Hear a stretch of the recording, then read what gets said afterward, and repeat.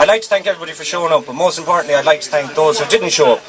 Unfortunately, we issued a letter to our local TD, Enda Kenny, inviting him down today, but he was unable to attend due to prior commitments. I'd like to read the letter that we submitted to Enda Kenny during the week, and the response which we got I'll give you afterwards. On Taoiseach Enda Kenny, we would like to invite you to a community protest which has been organised by your constituents against the water tax which your government has attempted to force on the people of this country. We're gathering to let you know that you and this government know that we've borne the burden of austerity inflicted upon us as a result of the bank guarantee and all other irresponsible government policies which are crippling the people of this country. Time and time again you have failed in your responsibilities as caretaker of this country and bowed in curtsy to your European superiors while neglecting your duty of care which you hold to this country and its citizens. Having read and studied European legislation on competition, it shows that privatisation is a real threat to Ireland's most precious resource. We the people will accept no compromise on this issue and call for the complete abolition of Irish water and will accept no added charges in relation to water supply. To that effect, it is the public's intention to utilise the ever-growing nationwide support to exercise all available means to render the newly imposed Water Infrastructure Manifesto and all other austerity-driven policies inoperable.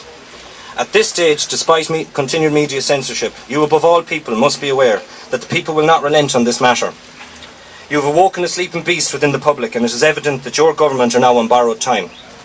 We would like to offer you the opportunity to leave your post with some dignity and stand by the people you are elected to represent.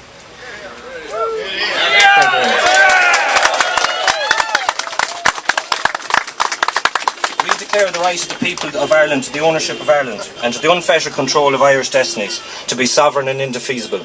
Mayo says no on behalf of the people.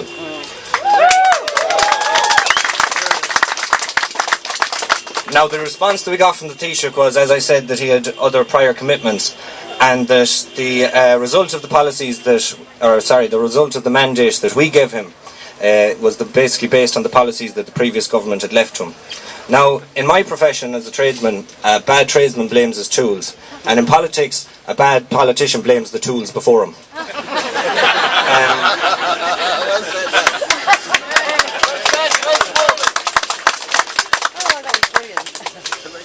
For long enough, the people of this country have continued to basically bear the weight of a European mandate that was put on us through taxes which have been imposed: the household charge, septic tank charge, USC, the broadcasting licence, and many more associated taxes which are reducing the income of households across the country.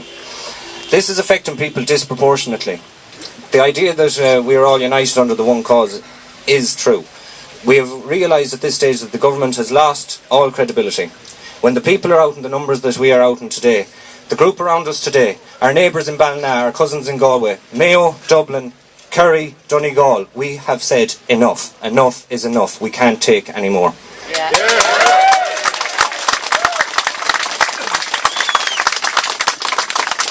For long enough, this government and governments prior to them have sold off our natural resources to the highest bidder. Water is a right, not a commodity. Unfortunately, they view it as a resource which is available for sale. The idea that this is a state body, as Enda Kenny replied in the letter, is not true. It is a semi-state body, 49% of the funding coming from private sector. We've seen this before in the likes of Aircom, which was Telecom Air, and prior to that. Eventually, down the road, when it's deemed too expensive to run, the tender will be put out and Irish Water will be privatised. The idea that a standard of about 200 per annum is the likely bill in this country is about right, until the cap is lifted in 9 months' time. Then it's basically free rein. There is no cap, there is no mandate for what exactly the prices will be after this 9-month gap. We've seen the sale of natural resources from fisheries, which has crippled the western coast and its seaside industry. And most importantly, down the road, Ballinaboy, the Corrib gas field, one of the greatest thefts of resources, not just in Ireland, but in Europe and in the world. The amount of gas that is going to be taken out of that one particular area will be enough to float this country for the next 25 years. Not only float us, but our generations that are going to come after us. In the meantime, we're left to carry the bills for a gamble. I don't know about you, but if I was at the Galway races and a man put 20 euros on a horse beside me, lost, and turned around and said, "Can I have my 20 euros back?" I know what I'd tell him. So why do the government feel that they can act as debt collectors for Europe and take the money directly from us? I know if any of these multinationals came to me directly and asked me for the money, I'd say no. They knew we'd say no. So they use the government as their effective debt collectors to extract the money by all means necessary. We've seen this with the household tax. You won't pay it, that's fine. We'll remove it from your revenue prior to you getting it. Europe have consistently tried to pin us with the bulk of the European bailout. We're currently standing at about 60 billion. Per capita, it's the highest in Europe, and highest by far. Of our taxes, about 14% of everybody's tax, 14% overall, goes to the European bailout, whereas 2% goes to secondary education. Where is the future of this country when we're paying for something that we didn't cause, and yet our children and the children after us are going to have to suffer the effects of this for years and generations to come?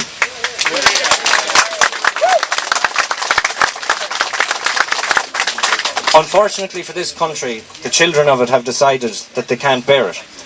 Every day we see Knock Airport booming its business as it exports probably our finest resource, the young people of this country.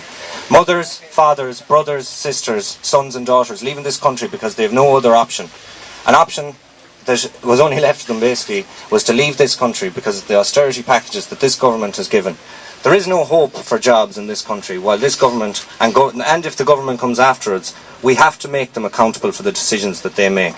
400,000 people left this country in the last 6 years because of austerity. Not for any other reason. If they had the choice, and I would say 90 to 95% of them would have waited. The water charges is probably the one that everybody can relate to, and it is fitting. When you had the household charge, USC, they managed to break us and divide us quite evenly. This one affects them, every man, woman, child, the dog on the street. Everybody needs water. This is not an issue of a luxury. This is an issue of a necessity. If you have to make the decision of how many times you flush the toilet every day because you're worried about the bill that's coming after us, you are in a very, very dire situation. It's not that you're any longer in a democracy, because if a government has to inflict its policies through fear and coercion and lies, the democracy is gone. There is no democracy.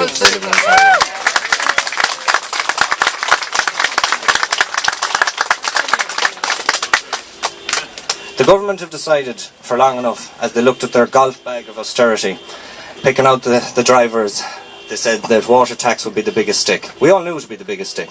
It's the stick that they're going to choose to beat us with. Well, today across the country we've come out to say that if you choose to beat us with that stick, we will take it off you and we will beat you back with it.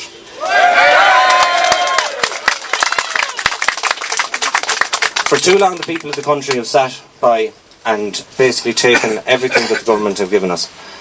Sorry, taken from us would be a more appropriate term for that. If today they can't see that they have lost all credibility, what are we to do? Enda Kenny said he was unaware of today's meeting. He had prior engagements.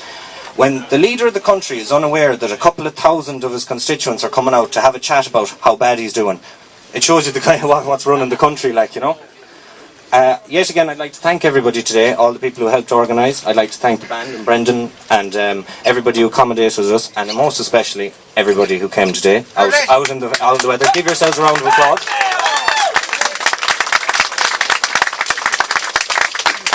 But the most important thing we need to draw from today, and it's the thing that will continue on after this protest, into the next protest, and most importantly into the next election, is we cannot be bought off.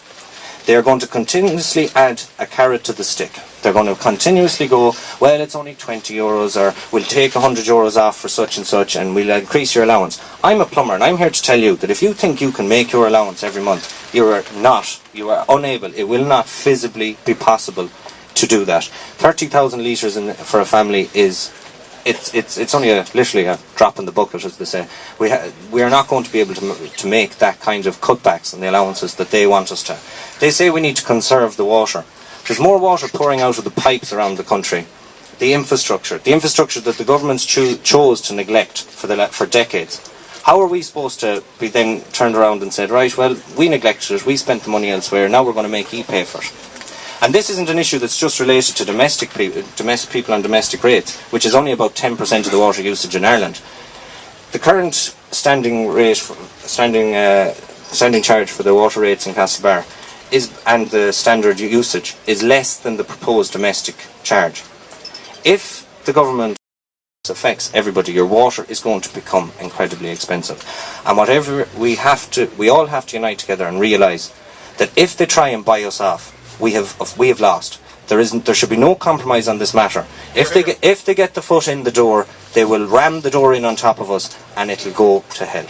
We need to stop right now. No more.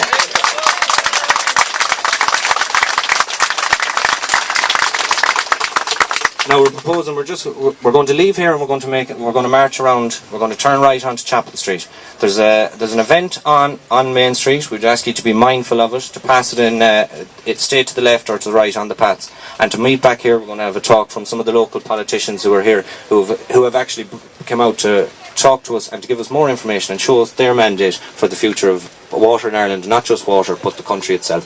Thank you very much. Thanks to everybody.